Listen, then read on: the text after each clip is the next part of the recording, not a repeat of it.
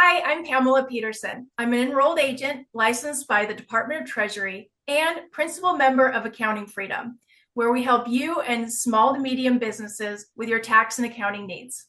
I'm joined by Mike Sullivan, former IRS agent and IRS teaching instructor, who has worked over 10,000 cases resolving tax debt issues with people just like yourself who have, for better or for worse, found themselves in sticky situations with the IRS.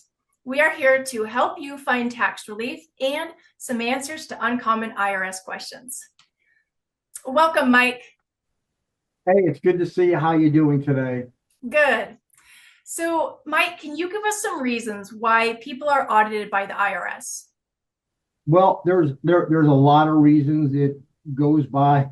Everyone goes lime, lemon, and large. My father was a Marine, and he says everything to my father was lime, lemon, or and large. So, first of all, people are operated in are audited in different segments. For instance, if you don't make a lot of income, IRS is focused on anyone taking credits. By the way, Pam, as we're going through credits, can you tell people what some of the credits are that you take and what they're taking? Because this would be a good little list of what IRS is auditing. What are those, by the way? So, a lot of the child credits, so child tax credits, anything where the credit will refund money to you, even if you don't owe taxes, they'll still refund. Those are the refundable credits. Anything like that is definitely going to be, put you in a shorter line for the potential audits. Yeah, and the reason that happens is people who prepare returns fraudulently know that they can give people bigger refunds. So what they do, some of these people preparing returns actually prepare based on the amount of refund that they can give someone. So the credits have a really long list. Then one person tells another person and another person, and now you got a Disney World line full of people trying to actually come in and get refunds.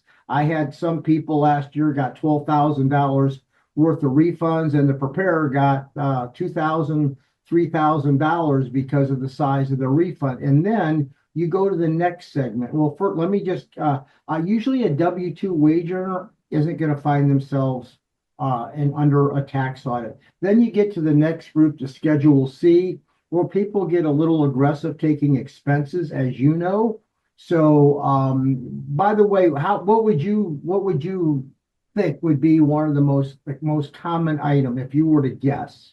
Oh, I don't even really have to guess.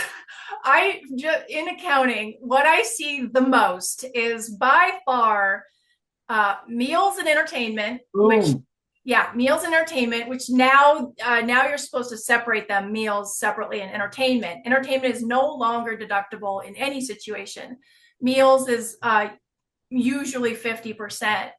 And then after that is travel. So I've had clients who like one lady, she owned a restaurant, and she's like, "Oh, well, I'm expensing this trip to France with my entire family to go try all the different pastries." So, and they, $20,000, $30,000 of expenses in travel, and they're calling it business related, which it's not. And probably most industries, that's really a high number.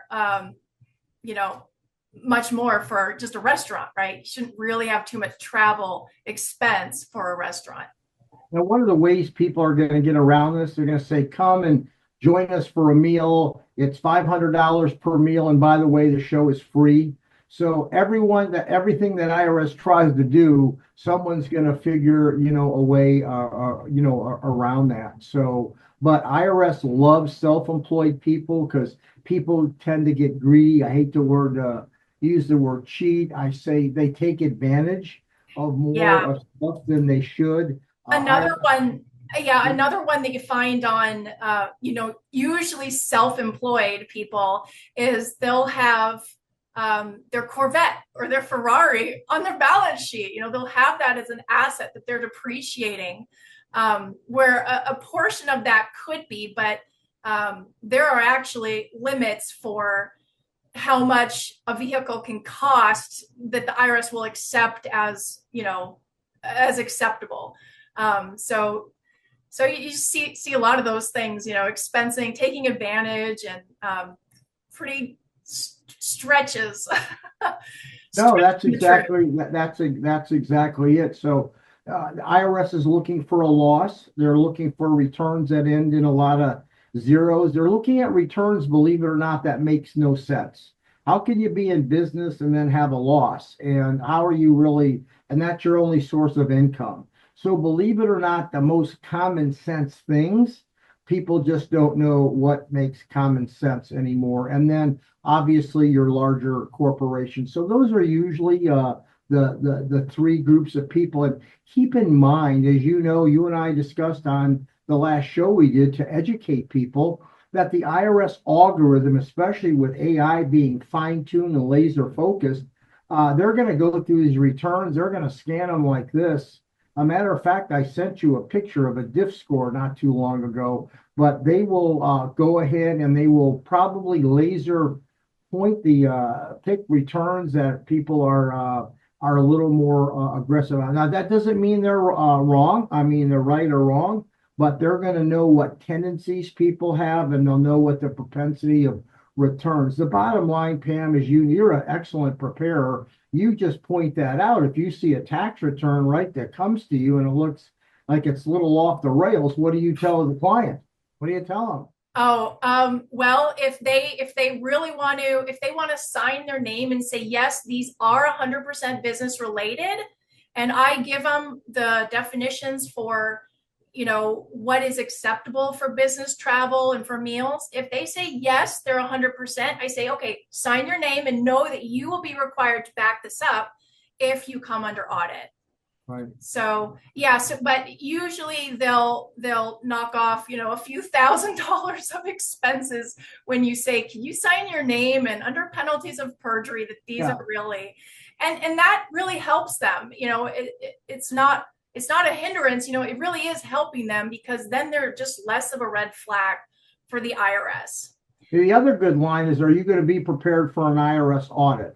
That's another really good line that Right. usually hits them. But generally, that's what IRS is looking. And just so you know, as every year passes with AI getting sharper and sharper, IRS knows where there's so many tax returns that get in that are wrong. IRS has plenty of low hanging fruit. Not only low hanging fruit, it's so rotten it's falling on the ground. Yeah. So there's no Well, question where Mike, thank you for being here with us today, and thank you for watching.